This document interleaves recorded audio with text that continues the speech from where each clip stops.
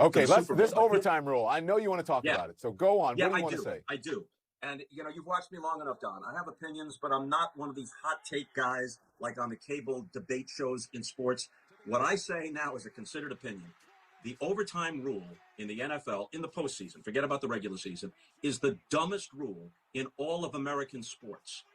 This is a league that will examine a replay from 6 different angles in a game in October between the Jets and the Jaguars. They'll parse things to the millimeter. They'll freeze frames and we'll wait for 10 minutes. They'll measure within an inch for a first down. And then, in the most important games of the year, including the Super Bowl, they'll flip a coin and have something that random so disproportionately influence the outcome. On its face, it's completely unfair, but it's also against the true drama. Wouldn't you have liked to have seen Mahomes and Allen duel? The clock doesn't matter in a sudden death situation. There's no ties, so they're going to play forever. So clock management, the battle against time, is part of the essence of the strategy and the excitement and the drama and the tension of football at its best. Bob and that's Costas. completely taken away with this. Okay, Bob Costas. Okay, Mr. Expert. I totally disagree with you.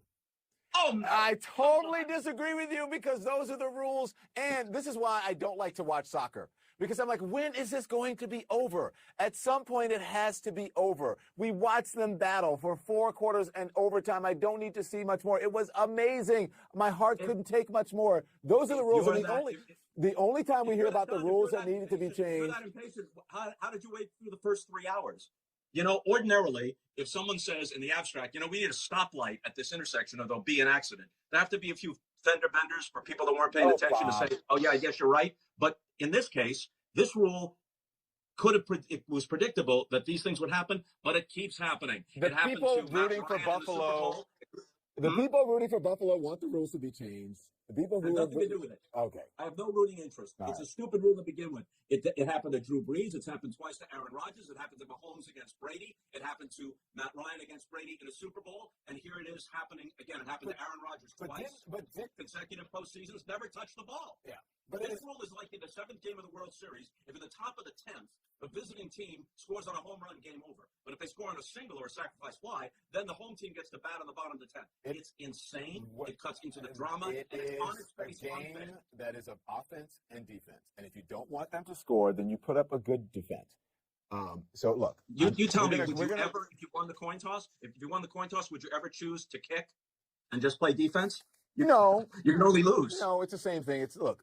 It's a game, first of all. Let's not get carried away. Yeah, it's a game. But also, it's like Family Feud. Like when the people get the thing, they always say pass or play. They always want to play. It is what it is. But I've seen games where the people who received first have lost. They have lost because the other team had a better defense. It's a huge advantage to take the ball. Okay. If you had 100 coin flips under this rule, there would never be a time when the team that won the flip did anything other than receive. And I'll tell you this. I got to go. If Steve Harvey was the commissioner, Steve Harvey would know. Referencing Family Feud. Right. Steve Harvey would agree with me, Don. All right, I got to go. Thank you. I didn't try to frame it this way. Yes, you did. FaceTime. We'll agree to disagree on that. Thank you, Bob. See you later.